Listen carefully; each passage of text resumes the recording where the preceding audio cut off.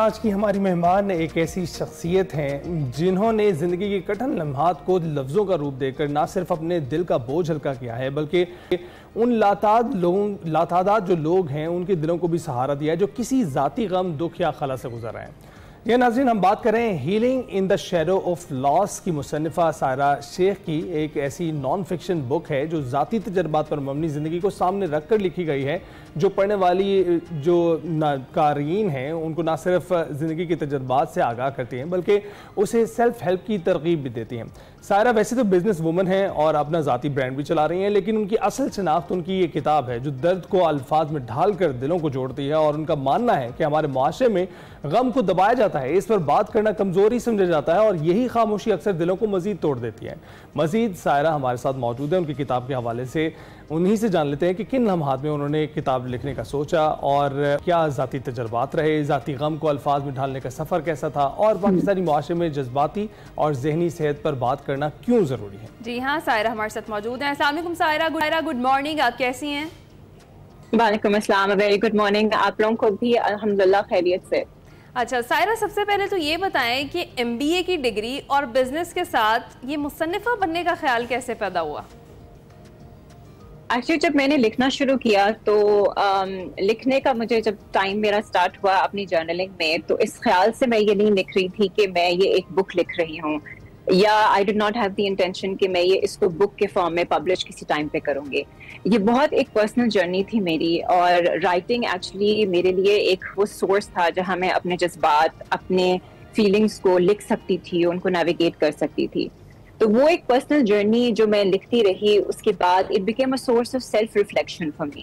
میں نے اس کو دیکھا کہ وہ کتنی پازیٹیوٹی میری زندگی میں لا رہا تھا، میری جرنلنگ مجھے کس طرح سے بدل رہی تھی۔ تو جب میں نے یہ چیزیں اپنی فرینڈس کے ساتھ اور اپنی فیملی کے ساتھ شیئر کرنی شروع کی، آئی ریئلائزڈ کہ ایک کنیکشن بنتا تھا کہ لوگ اپنے ایکسپیرینسز شیئر کرتے تھے، وہ اپنی گریف سٹوریز کو بتانا شروع کر رہے تھے، and that was creating a lot of positivity, اور لوگوں کے اندر یہ ایک کرج پیدا ہو رہی تھی that they wanted to open up about emotions جو انہوں نے کافی عرصے تک جس کے بارے میں انہوں نے بات نہیں کی ہوئی تھی۔ تو جب مجھے یہ ریئلائز ہوا کہ یہ میرے الفاظوں سے لوگوں کو بھی یہ فرق پڑ سکتا ہے اور لوگوں کو بھی یہ ہیلپ پہنچ سکتی ہے، ایک کنیکشن کمیونٹی میں بلڈ اپ ہو سکتا ہے، that is when I decided کہ یہ ایک بک بن لینی چاہیے and I have to publish this. Right, تو Saira how important do you think it is کہ آپ کسی سے اپنے ایسے واقعات شیئر کریں، you open up about yourself to somebody جو کہ آپ کی ونریبلٹی شو کرتا ہے، اور دین دے ریئلائز کہ سامنے والا بھی اتنا ہی ونریبل ہے جتنے آپ ہیں، تبھی وہ بھی اوپن اپ کرتا ہے۔ آپ کو کتنا ضروری لگتا ہے کہ ایسا کرنا ہمارے معاشرے میں بہت ضروری ہے اس وقت؟ ایبسلیٹلی بہت ضروری اس لیے ہے کیونکہ اگر آپ اپنے ایموشنز کو سپریس کرتے ہیں، وہ آپ کی مینٹل ہیلتھ اور آپ کے فزیکل ویل بینگ کے لیے اٹ کین بی ڈیٹریمنٹل، اس کے کانسیکوینسز ہوتے ہیں۔ ایک چیز کو آپ سپریس کرتے رہیں اور آپ اس کے بارے میں بات نہ کریں، and you go into isolation, you can go into depression, you can go into anxiety, یہ ساری وہ چیزیں ہیں جو کانسیکوینسز ہیں of people not being able to express their emotions۔ اور میں سمجھتی ہوں کہ جب آپ vulnerable ہوتے ہیں that is not should not be considered as weakness۔ یہ ایک بڑی چیز ہے جو ہماری سوسائٹی کو سمجھنا چاہیے کہ اگر کوئی vulnerable ہے، اگر اس کی ایک سافٹ سائڈ ہے، اگر وہ اپنے ایموشنز کو شیئر کرتے ہیں، it is actually very courageous of someone to do so۔ اور اس میں آپ لوگوں کے تجربوں سے، لوگوں کے لائف ایکسپیرینسز سے آپ کو سیکھنے کو بہت کچھ ملتا ہے۔ آپ کا نہ صرف you are improving yourself, you're giving an opportunity for others to be motivated and inspired by you۔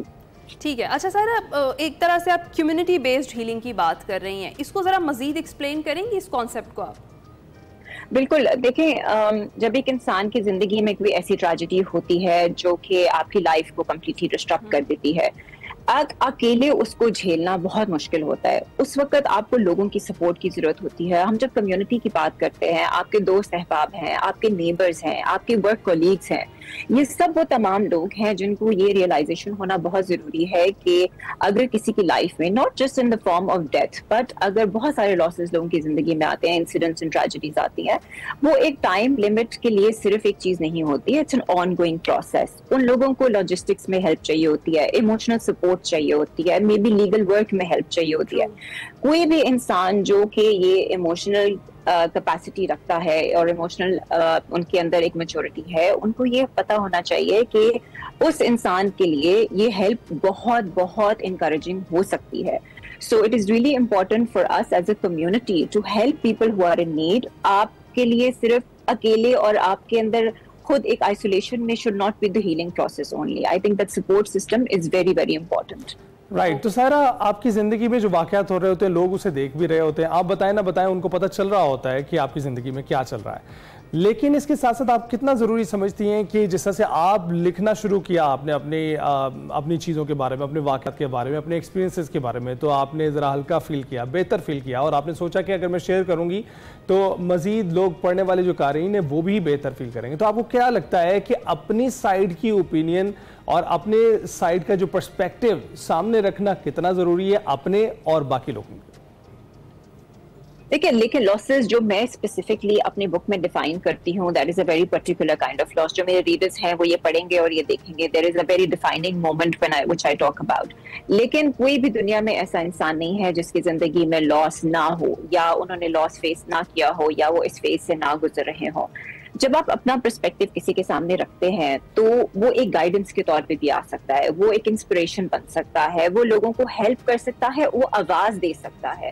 بہت سارے لوگ جو یہ سوچتے ہیں کہ شاید اس سے میرے کہنے سے شاید کسی کو فرق نہیں پڑے گا, یہ غلط سوچ ہے. بتانے سے, شیئر کرنے سے نہ صرف آپ اپنے آپ کو ہلکا کر رہے ہیں, آپ دوسروں کو ایک اپرچونٹی دے رہے ہیں کہ وہ بھی اپنے آپ کو نیویگیٹ کر سکیں. اگر ٹوٹنے کے بعد آپ ری بلڈ ہو سکتے ہیں تو کوئی اور بھی ہو سکتا ہے, and it is not the end of the world.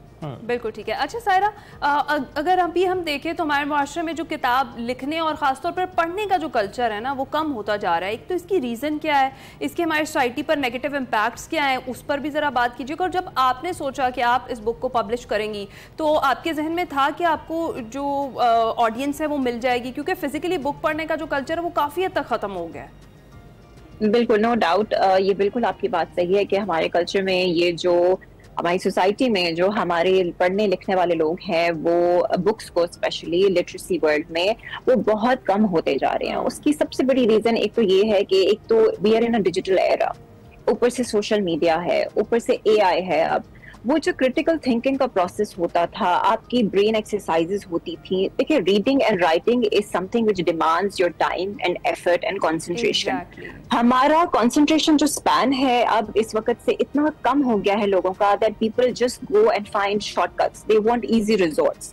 آپ کی وہ کریٹیکل تھنکنگ پروسیس اب صرف ایک کمانڈ پہ آپ اپنے کمپیوٹر پہ آپ کچھ لکھے اور آپ کا سارا ٹیکسٹ کھل جاتا ہے آپ کے سامنے.